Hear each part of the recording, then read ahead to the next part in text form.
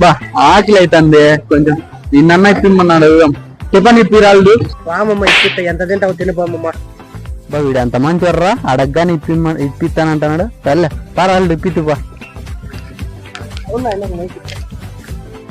ఏం కాల బాబు?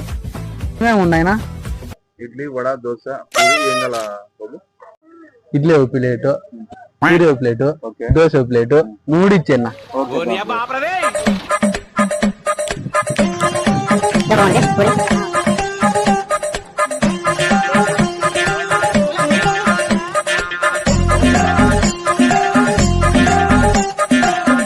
ఎంతైందన్నా?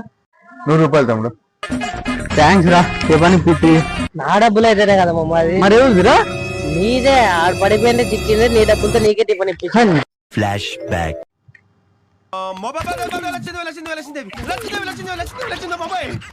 100 రూపాయలు దొరికింది.